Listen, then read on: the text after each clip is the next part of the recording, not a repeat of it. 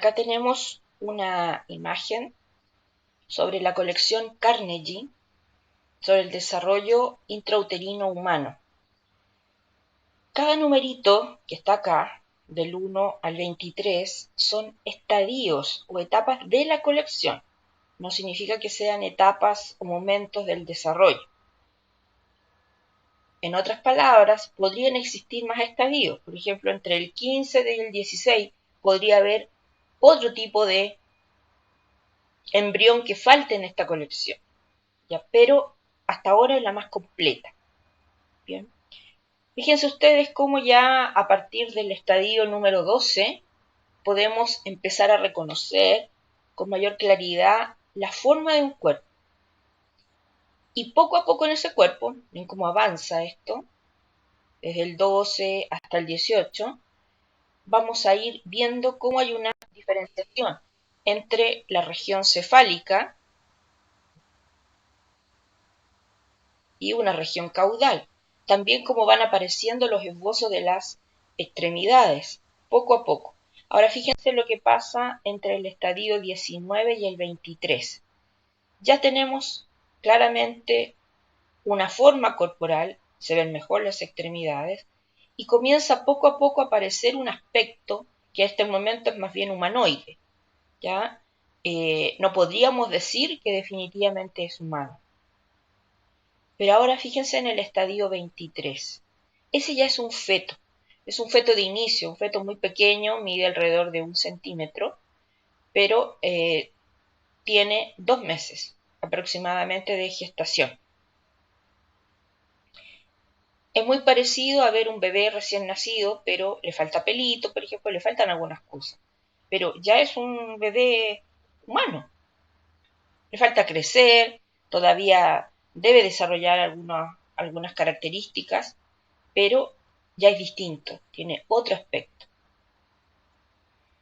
Ahora, aproximadamente desde el estadio 12 hasta el 22 corresponde a la etapa metamórfica del desarrollo embrionario, que es justamente cuando se desarrolla la cara, el cuello, las extremidades. Y por supuesto podemos reconocer claramente el cuerpo, aunque el cuerpo se forma antes, pero ya aquí yo puedo diferenciar los segmentos corporales. Bien, y al término de la etapa metamórfica, nosotros ya podemos decir que poco a poco se comienzan a adquirir las características de la especie. Pero cuando se presentan, cuando están las características de la especie, yo le llamo feto. Por eso es distinto un embrión de un feto.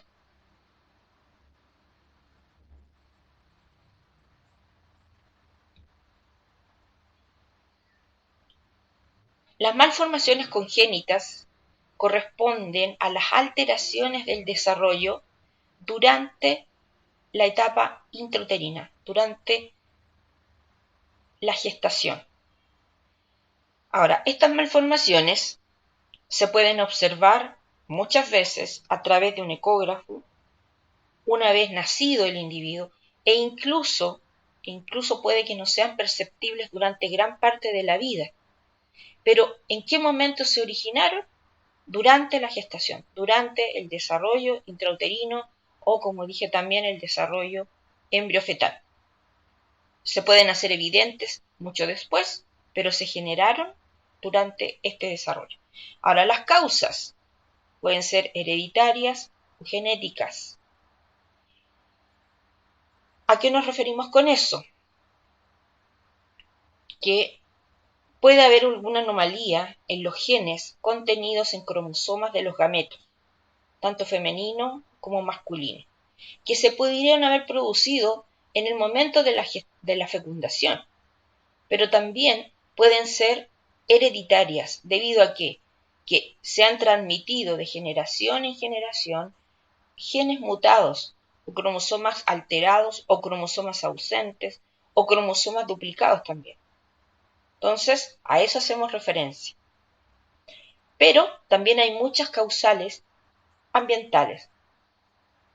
Durante la gestación, la mayoría de los agentes que están mencionados acá pueden ser inocuos para la madre, pero sí van a alterar el desarrollo del individuo que se está gestando. Principalmente si hablamos de un embrión. Ellos son los más susceptibles. En el caso de los fetos, es un poco más difícil que se altere el desarrollo, al menos las características morfológicas de un órgano, por ejemplo. Pero eso no significa que no se pueda alterar funcionalmente. La exposición a productos químicos, la administración o consumo de algún tipo de droga. Cuando hablamos de droga, no necesariamente nos referimos a estas drogas duras, ¿no es cierto?, estos alucinógenos, sino que básicamente fármacos, ¿ya? Agentes infecciosos, bacterias, virus, agentes físicos, calor extremo, radiaciones, mucho frío, mecánicos, golpes principalmente, hormonales, consumo de alguna hormona o simplemente un desequilibrio hormonal. Hay muchas mujeres que cursan con patologías endocrinas durante la gestación. Nutricionales, exceso o falta de algo. Hay unas mujeres que consumen muy poquitos alimentos, otras exceso de alimentos, ¿ya? Hay algunas que consumen exceso de vitaminas durante el desarrollo sin haber sido indicados por un médico, consume el calcio por su cuenta, todo eso puede alterar. Pero si se fijan, las causales mayores de estas malformaciones congénitas son multifactoriales, o sea, se combinan. Se pueden combinar causas hereditarias con algún agente ambiental o más de un agente ambiental. También puede ser. O sea, es raro que sea una sola causa. Ahora, ¿cuál de todas ellas podemos controlar? Las causas ambientales. No podemos controlar porque es raro o es muy costoso poder acceder a un análisis, ¿no es cierto?, genético previo a un embarazo. Porque una vez que ya ha ocurrido el embarazo, claro, podemos tener la información, pero no podemos hacer nada.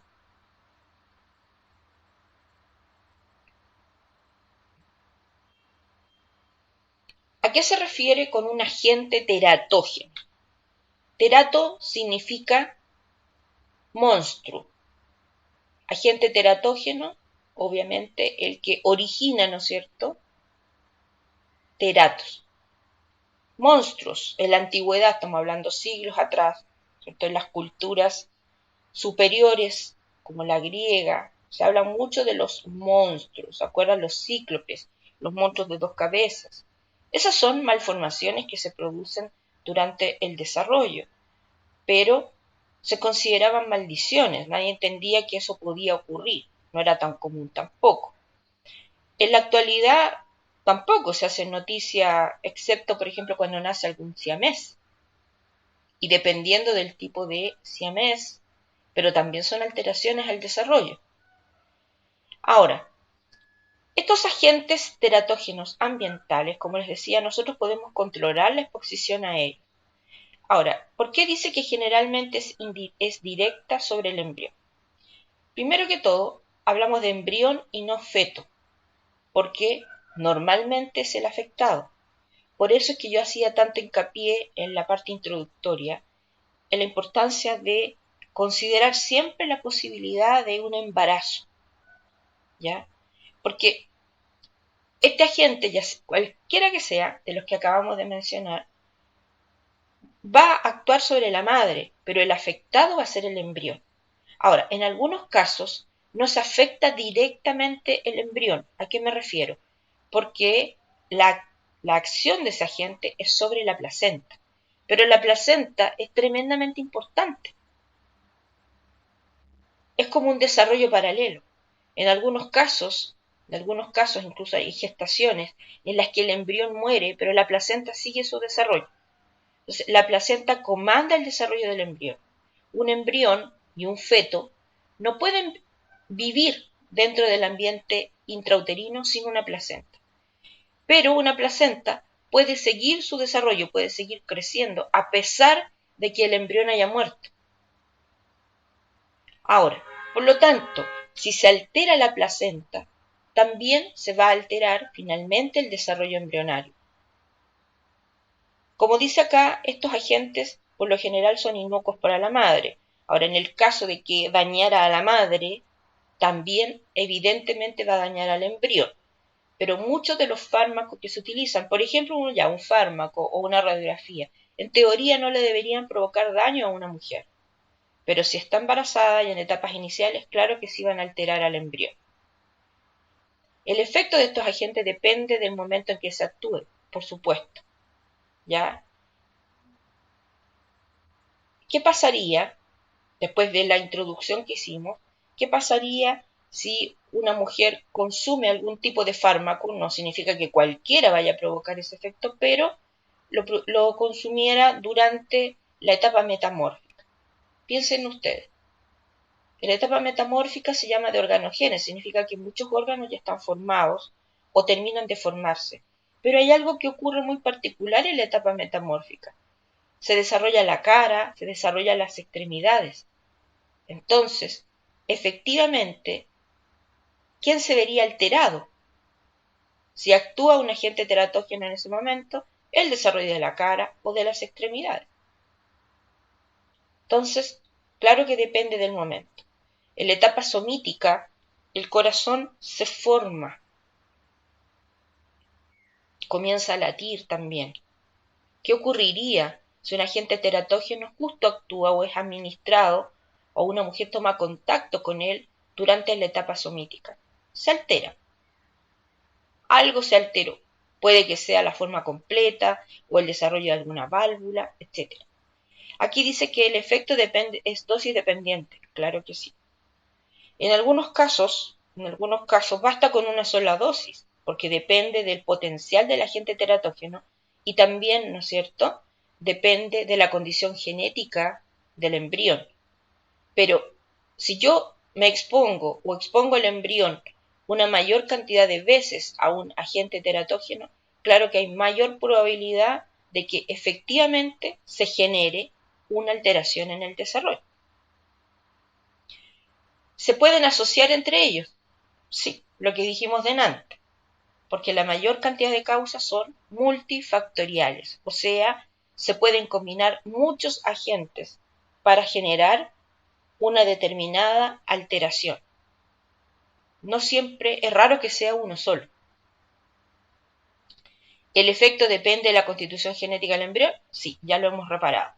¿Ya? Normalmente puede haber una predisposición genética, la que combinada con la actividad o del agente teratógeno puede o tiene mayor probabilidad de que se desarrolle una alteración.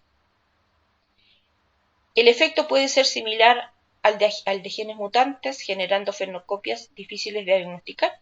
Claro que sí. ¿Ya? A veces por comodidad, a veces por desconocimiento, cuando se le da la noticia a los padres de lo que ocurre con el desarrollo de su bebé, muchas veces se tiende a dirigir la conversación hacia la posibilidad de que haya una herencia en esto, a indagar en la familia si algún miembro de la familia padeció algún problema, se ha detectado algo más, siempre. ¿Por qué? Porque es muy fácil de alguna manera confundir la actividad de un agente teratógeno y suele descartarse. Muchas veces porque los mismos médicos han cometido algún error. Entonces es más fácil tratar de encubrir la situación. Pero hay que pensar que en la mayoría de los casos los genes mutantes son genes recesivos. Entonces la probabilidad de que se transmitan esos genes, que sobrevivan esos genes, es difícil, es muy baja. Pero como algunos agentes teratógenos, sus efectos son exactamente iguales a estos genes mutantes, es más fácil pensar, ¿cierto?, en que algo alteró genéticamente un cromosoma y eso se ha transmitido y se expresó en un determinado individuo. Y otra cosa que los efectos no necesariamente, como les decía, se manifiestan durante el desarrollo. Porque no necesariamente todos los niños van a nacer con un labio leporino o van a nacer, ¿no es cierto?, con la falta de alguna extremidad o con un riñón menos. algo que se puede evidenciar al momento de hacer el examen neonatal. No es así. Hay muchas alteraciones que se manifiestan incluso años después del nacimiento.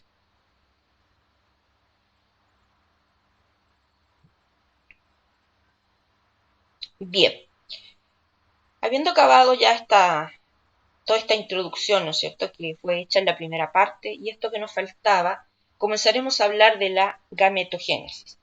Cuando hablamos de gametogénesis, nos referimos al desarrollo o a la formación de los llamados gametos. ¿Cuáles son los gametos? Los gametos femeninos, al cual nosotros erróneamente solemos llamar óvulo. Ya vamos a explicar después que la forma correcta de referirse a ellos es hablar de un ovocito. Y en el caso del gameto femenino estamos hablando de los espermatozoides. ¿Ya? Cuando hablamos del ciclo menstrual o ciclo mensual, a partir de la pubertad en una mujer ocurren hechos que van a determinar, ¿no es cierto?, que desde el ovario se libere un gameto inmaduro, porque todavía le falta, pero ese gameto tiene que salir del ovario. Ahora, ese proceso va acompañado de la secreción hormonal, y son las hormonas producidas en el ovario las que mes a mes generan lo que llamamos el ciclo menstrual, porque mes a mes existen cambios corporales y conductuales en una mujer, preparándose para una posible gestación. Si la gestación no ocurre, este proceso cíclico va a seguir. Solamente va a ser interrumpido por la gestación o cuando termine la etapa reproductiva de una mujer, cuando termine la etapa fértil o la vida fértil. Eso por lo general después de los 50 años.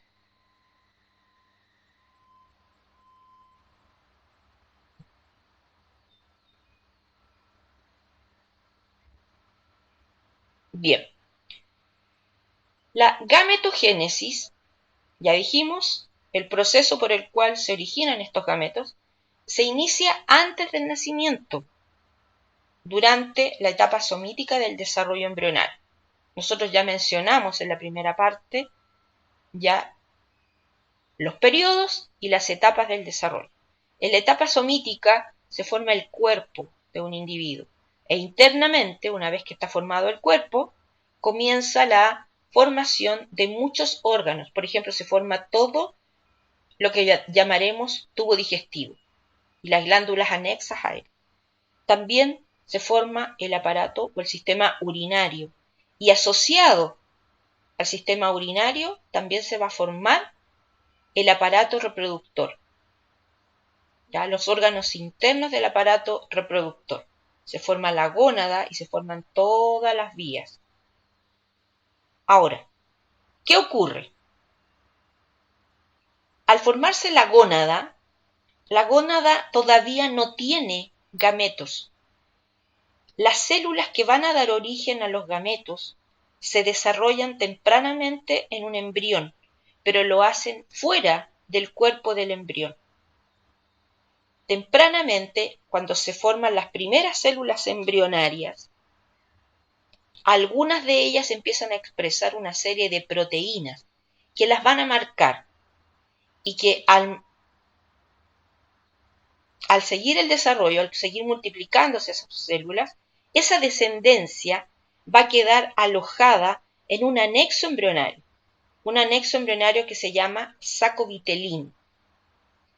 En ese saco vitelino se desarrollan estas células, que se conocen con el nombre de células germinales primordiales, abreviadas CGP, células germinales primordiales. Entonces se desarrollan en este anexo embrionario. ¿Y qué pasa en la etapa somítica?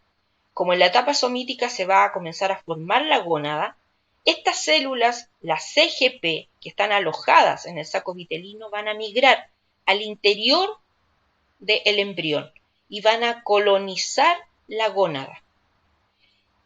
Y a todas las células que se desarrollen en la gónada, pero que provengan de estas células germinales primordiales, se les va a conocer en conjunto como células de la línea germinal y son distintas al resto de las células que encontramos en el cuerpo. Estas células, en un comienzo, se van a poder multiplicar por mitosis, pero luego van a entrar en un proceso divisorio llamado meiosis. Y eso es típico y característico y único en las células de la línea germinal. Solamente las células que pueden generar gametos van a experimentar meiosis. Ninguna otra célula del cuerpo experimenta meiosis. Y aquí ya tenemos que diferenciar algo y que vamos a explicar una vez que comencemos a describir estos procesos tanto en hombres como en mujeres. La meiosis femenina se inicia antes del nacimiento, durante el periodo fetal, pero la meiosis masculina se inicia recién a partir de la pubertad. Por eso es que muchas veces se habla de que la gametogénesis masculina comienza a partir de la pubertad, pero la gametogénesis comienza antes del nacimiento, tanto en hombres como mujeres, porque lo que acabo de describir es el inicio de la gametogénesis y ocurre antes del nacimiento en la etapa somítica. Lo que pasa es que solamente el proceso de meiosis se inicia tardíamente en los hombres, pero muy precozmente en las mujeres. Y eso es determinante para la permanencia de esta vida fértil, para la existencia de esta vida fértil. Justamente el hecho de que las meiosis comiencen antes del nacimiento en una mujer determinan que su vida fértil es corta. En cambio, el hecho de que las meiosis de estas células de la línea germinal comiencen en la pubertad de los hombres va a determinar que su vida fértil se extienda por toda su vida biológica. O sea, un hombre puede morir de 90, 80 años y todavía va a tener gametos en sus gónadas. En cambio, una mujer puede llegar a los 90, 80 años, pero alrededor de los 50 años ya dejó de producir gametos. Y la diferencia está dada por las características de los procesos divisorios, por el comienzo, por la existencia de esta meiosis, porque la meiosis tiene como objetivo disminuir el material genético en la célula, pero no tiene como objetivo generar células nuevas. De hecho, hay dos divisiones meióticas. Ustedes lo estudiaron en biología. Ya nosotros no vamos a estudiar nuevamente la meiosis, pero sí tienen que recordar en qué consistía cada uno de ellos.